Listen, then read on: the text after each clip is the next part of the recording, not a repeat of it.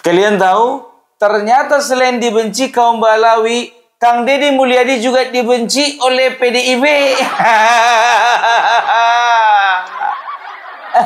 Maksudnya gimana, Bung? DPRD fraksi PDIP. Ya, jadi kemarin mereka rame-rame walk out. Kalau bahasa Inggrisnya walk out, kalau bahasa Jermannya itu metu.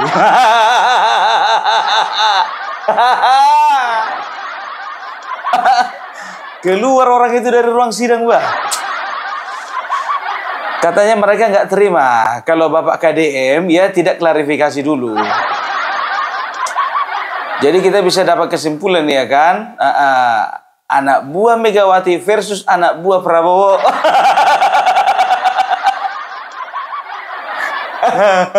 Ya, jadi ini buntut ini sebetulnya ya buntut-buntut dari permasalahan yang terlalu dibesar-besarkan oleh PDIP sendiri. Kenapa bilang ya? Jadi waktu tanggal 7 Mei kemarin ya diadakanlah musrembang di daerah Cirebon. Nah, waktu itu KDM pidato ya. Pidatonya begini kira-kira, ya alah udahlah VOC ya itu membangun jalan, membangun gedung, itu nggak perlu DPRD. Jadi juga itu pembangunan. Jadi ada beberapa hal lain yang disentil oleh Kang Deddy Mulyadi. Ya istilahnya begini, ya nggak perlu kebijakan dari DPRD. Ini gambaran dari PDIP sendiri ya. Nggak perlu kerjasama atau sinergitas dibangun dengan DPRD. Karena apa? Ya karena seolah-olah eksekutif atau pemerintah bisa jalan sendiri, kan begitu. Nah sekarang begini, ya kan sekarang begini. Emang selama ini bagaimana rupanya jalannya pembangunan di daerah Jawa Barat? Ya, udah bagaimana sekarang? Nggak usah di daerah Jawa Barat, banyak daerah lainnya pun begitu. Ya, semakin kita mengadu kepada DPRD bukan semakin ada solusi, makin ruwet. Kan begitu, rapat ini dulu, rapat itu dulu. Kalau nggak dia nggak jadi. Mau bangun ini, mau bangun itu, pelebaran jalan ini, pelebaran jalan itu, pembangunan sekolah ini, pembangunan sekolah itu, ya kan? Yang bikin yang bikin ruwet itu malah DPRD-nya atau DPR-nya, bukan pemerintah, kan begitu. Nah makanya betul kata Gus Dur, ya kan? Kalau bisa DPR itu dibubarkan aja. Ya kalau ditanya sih sebetulnya ya gimana mau dibilang, kalau aku ya lebih bagus dibubarkan aja karena aku tuh juga nggak pernah jadi DPR. Kalau memang kinerjanya tidak bagus, kan ada kalaunya, kan begitu. Tapi nggak boleh lah Pung, yang namanya kita itu trias politik, ada eksekutif, ada yudikatif, dan juga ada legislatif. Ya iya, sekarang bagaimana persentase kinerjanya? Persentase kinerjanya bagaimana? Kalau pemerintah 80%, DPR 10, yudikatif 10, jadi untuk apa itu? Ya kan? Itu aja sekarang. Harus bisa mengimbangi lah. Kalau pemerintahnya mau bergerak cepat, DPR-nya juga harus bergerak cepat. Kalau gubernurnya mau bergerak cepat, DPRD-nya juga harus bergerak cepat. Jangan dipersulit, dibelokkan kanan, belokkan ke kiri. Harus rapat ini, rapat itu, rapat ini, rapat itu. Cuma untuk menghabiskan anggaran. Makanya kadang-kadang bukannya bilang apa, jujur aja lah gue bilang, anggota dewan ini ya sensinya minta ampun. Makanya ya kan Kang Deddy Mulyadi mengatakan apa ya, diundang musrembang ya, diundang tidak datang, nggak diundang kejang-kejang. Kepengin dihargai, nggak mau menghargai. Kepingin dilibatkan, tapi tidak mau melibatkan diri. Ya selama ini mungkin ya itu yang dirasakannya. Kok Kang Deddy Mulyadi bisa tahu begitu ya? Nah dia kan bekas anggota DPR. Tahu dong. Jadi penilaiannya itu bukan penilaian subjektif, tapi objektif. Berdasarkan pengalaman. Jadi anggota DPRD ya Jawa Barat itu yang di semuanya itu ya Itu perlu berguru sebetulnya kepada Kang Deddy Mulyadi. Karena apa? Karena beliau bukan DPRD aja, DPR. Nah harusnya ya pidato Kang Deddy Mulyadi ini bisa menjadi koreksi buat mereka. Ini enggak merajuk, ngambek, keluar rame-rame. Dari partai mana tadi Pung? Coba ulang lagi.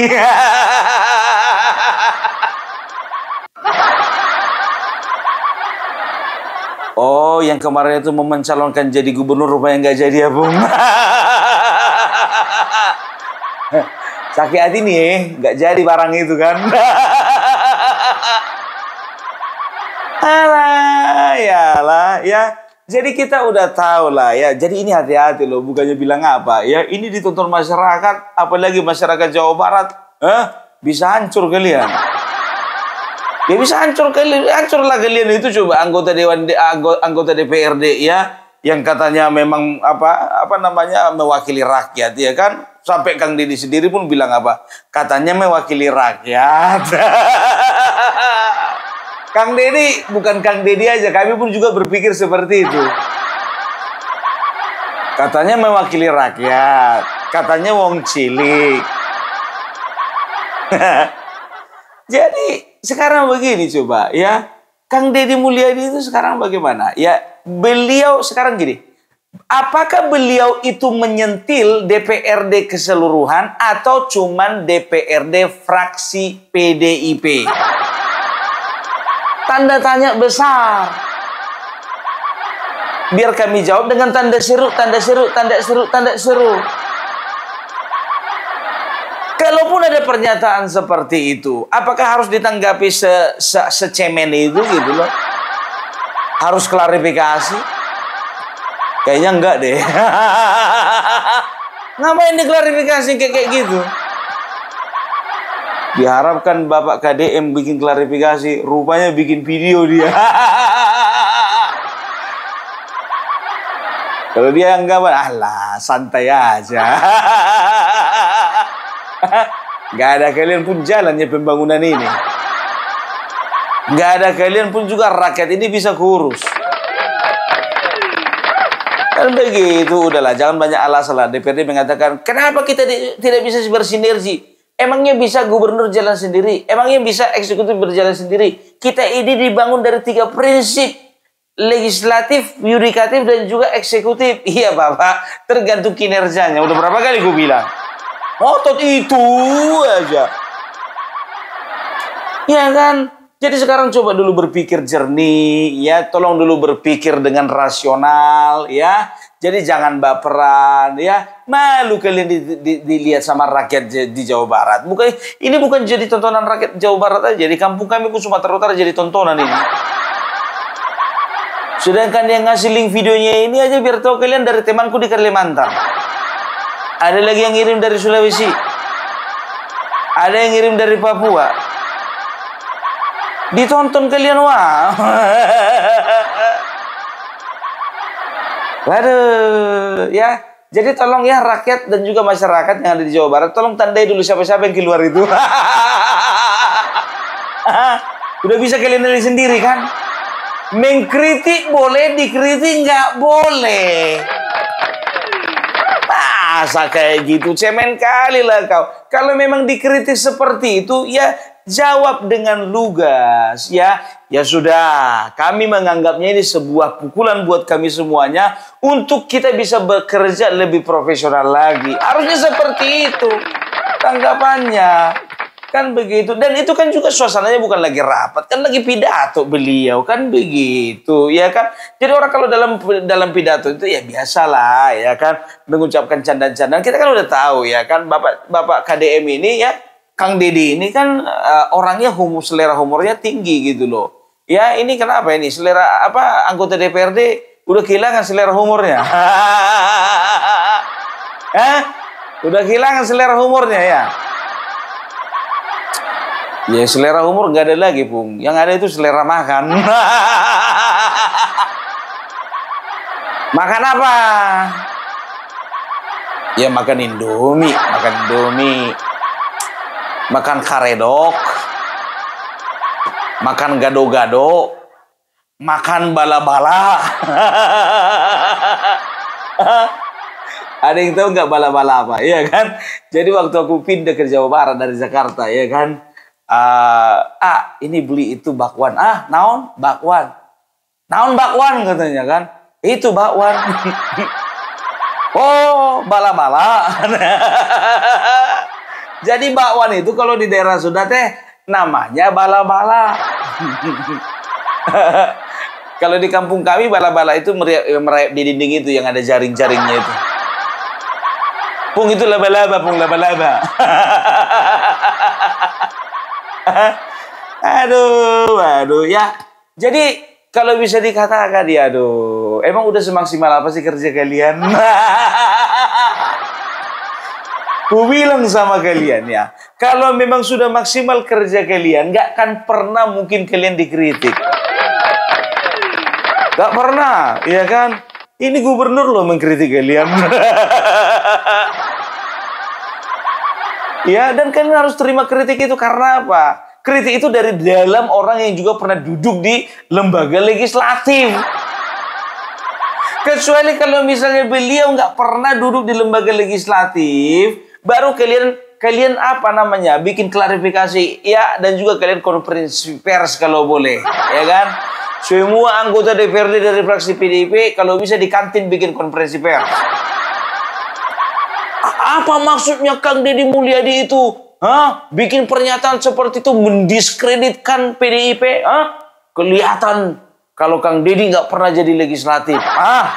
Kalau itu nggak apa-apa, ya kan? Tapi kalian kan nggak pernah di konferensi pers karena apa? Karena Kang Deddy Mulyadi sudah pernah jadi DPR RI, bukan DPRD lagi, DPR RI.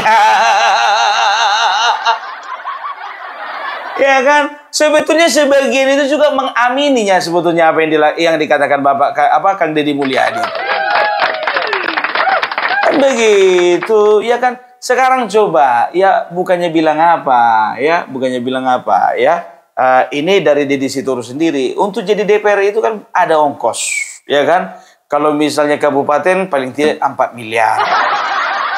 Kalau provinsi itu paling tidak ada 14 miliar. Ya kan? Kalau misalnya di pusat itu paling enggak 40 miliar. Itu ongkosnya, ya kan? Waktu Deddy Sitorus barengan sama Yusril Issa Mahendra. Bukan pernyataan saya loh, pernyataan kalian. Ya kan? Apa kalian terlalu sibuk memikirkan bagaimana cara cara membalikkan dana-dana itu? Sehingga pekerjaan kalian pun juga kalian telantarkan. Aku nanya, apakah kan ada apakah? Apakah kalian sibuk mengembalikan uang kalian itu? Berpikir bagaimana, aduh, utang yang kemarin belum lunas. Aduh, pinjaman ke si AA, ke si Tete, ke si Kakang, ya kan?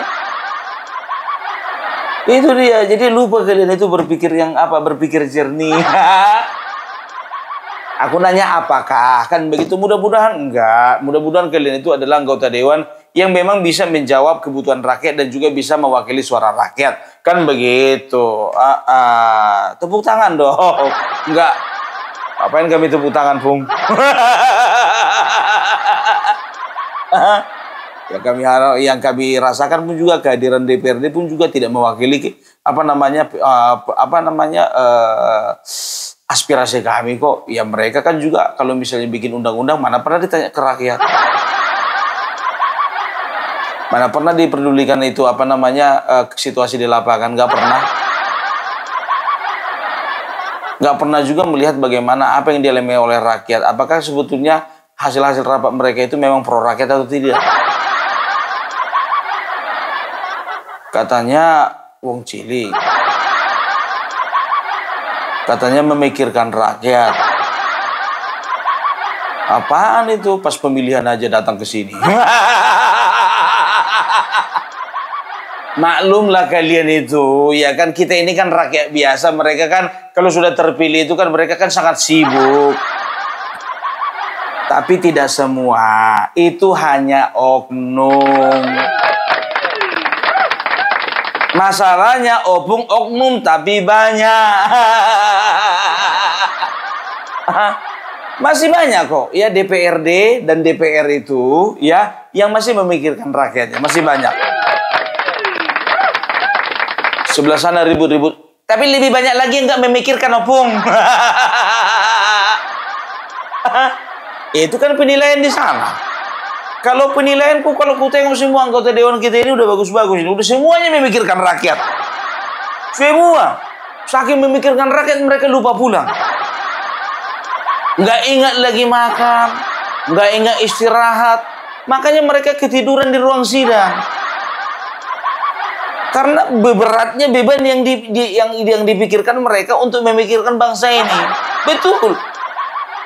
Itu luar biasa itu, biar tahu kalian. Kalian kiranya gampang-gampang jadi DPR ini? Oh, enggak lah.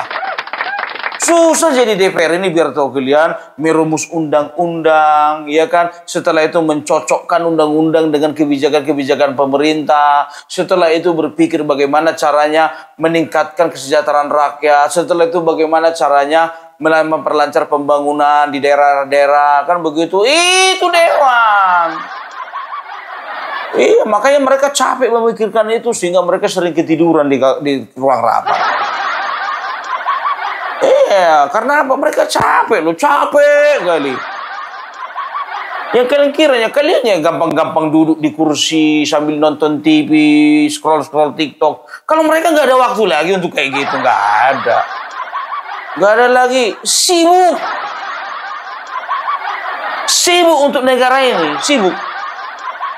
Kan begitu, makanya mereka itu ya merasa keberatan kenapa mereka merasa didiskreditkan oleh Bapak Kang Deddy Mulyadi gitu. Karena apa? Seperti seolah-olah kayaknya Kang Deddy Mulyadi ini menghargai kita deh gitu.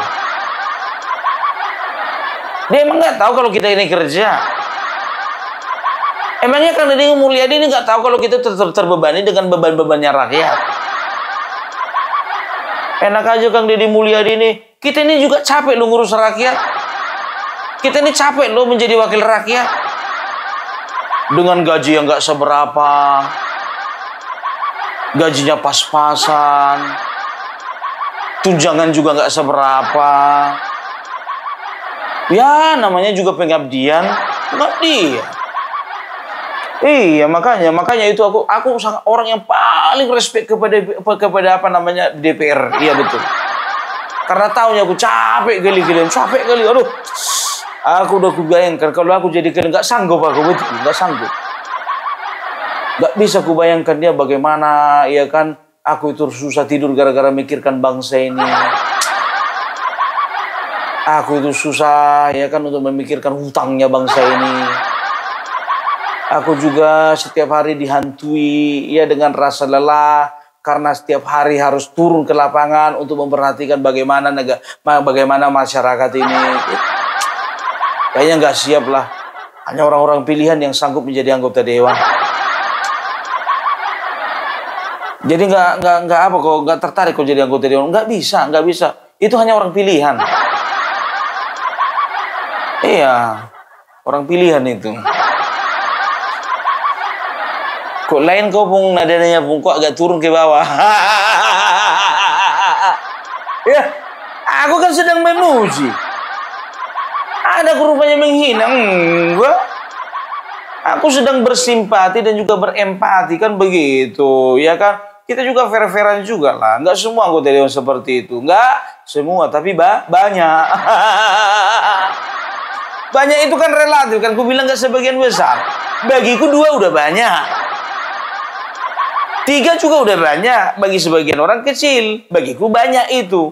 Bagiku banyak, bagi sebagian orang kecil. Jadi kalau Kang Deddy Mulyadi ini jujur aja lo gue bilang, biasa Kang Deddy, ya kita maklumi aja lah. Ya udah tahu lah kayak mana Bapak Jokowi dulu, kan begitu. Semakin berbuat semakin banyak yang kesurupan. Bayangkan coba ya, Bapak Jokowi kan begitu juga. Dia yang capek kerja, yang lain kesurupan. Orang biasanya kalau dia yang capek kerja banyak pikiran gitu kan, dia yang kesurupan, kan begitu. Ya kalau misalnya Pak Jokowi, Kang Deddy Mulyadi ada orang-orang baik yang bekerja gitu kan. banyak kegiatannya kan, banyak kali pikirannya kan begitu. Nah, mereka nggak apa-apa, yang lain yang kesurupan. Itu dia. Ya jadi nggak usah dipikirkan lah. Kita dukung terus Kang Deddy Mulyadi. Itu dia Kang Deddy Mulyadi, coba ya, kalau dipikirkan sekali lagi coba ya. Kurasa dia top 3 ya, dia itu orang ketiga, bukan orang ketiga, tapi dia itu masuk 3 besar ya, dengan pemilihan dengan jumlah suara di atas 70%. Coba, kurang besar apa lagi dukungan rakyat terhadap dia, padahal calon ada 5. Ada 5 atau ada 4? Ada 4 ya, beliau nomor paling terakhir ya. Tapi suara beliau paling banyak, 70% ke atas. Itu dia ya. Jadi sekarang ini nggak perlu ya apa partainya ya, yang penting siapa tokohnya. Makanya aku bilang ya kan, kalian dari partai yang lama apalagi si merah, kalau kalian adalah orang-orang kompeten ya, loncat kalian dari situ. Karena apa? Bakalan mangkrak karir kalian. Karena orang menilai, ya kan, kalau bagus kandangnya biasanya isinya bagus. Kalau rapi rumahnya biasanya orangnya juga bersih. Itu dia. Kalau rumah tangga contohnya baik-baik saja, biasanya hubungan suami istri itu baik. Tapi kalau di dalam rumah tangga udah hancur, suami sama istri bertikai, istri sama anak berkonflik, anak sama bisa merebutkan harta. Ya itu biasanya itu produk-produknya pun juga produk-produk gagal itu semua. Ya kan, produk rusak gitu loh. Kau lagi ngomongin siapa, Bu? Enggak, aku lagi ngomongin rumah tangga. Tapi tadi kau singgung partai merah. Maksudnya siapa partai merah? Emang ada berapa sih partai merah di Indonesia ini? Ada 2. Ada kusebutkan namanya.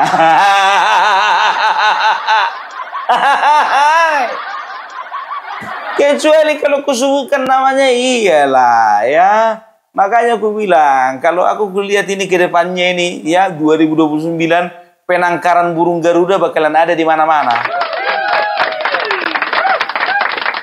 Burung Garuda, Bung, nggak kerbau lagi. Wah, nggak kerbau. Kok kerbau, Bung? Kerbau, bagiku kerbau itu. Aduh, ya. Jadi itulah Bapak KDM sebagai seorang kader Partai Gerindra, ya. Saya merasa bangga walaupun saya nggak punya KTA Gerindra. Ya kan? Saya ini tidak sedang tidak sedang cari nama untuk Partai Gerindra. Tidak yakin aja, Pak. Saya juga dibilang PSI lagi cari nama ini. Dibilanglah aku lagi cari muka sama PSI. Enggak.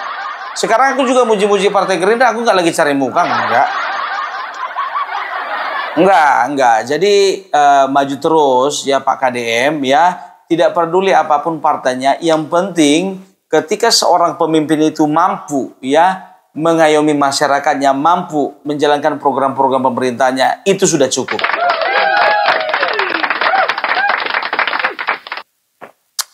Gak usah peduli, Pak, ada media yang mengatakan Bapak itu cuma cari pamor dengan bikin konten, kan begitu ya. Karena sebelah sana, Pak, waktu rajin dia bikin konten tapi gagal juga jadi capres. Maju terus, Pak, karena Bapak menang. Kalau yang sebelah sana wajar aja berhenti dia karena udah gagal capres. Gak ada gunanya lagi ya kan, mau pencitraan nama siapa dia lagi. Ada pernah kalian capres yang di sebelah sana lagi tidur lagi di rumah warga? Enggak kan? Ada sebelah sana lagi jogging-jogging, lagi naik sepeda ngasih makan atau ngasih uang sama orang lagi. Orang yang lagi kesusahan, enggak kan? Enggak, ya kan, udah gak ada. Misinya tidak tercapai.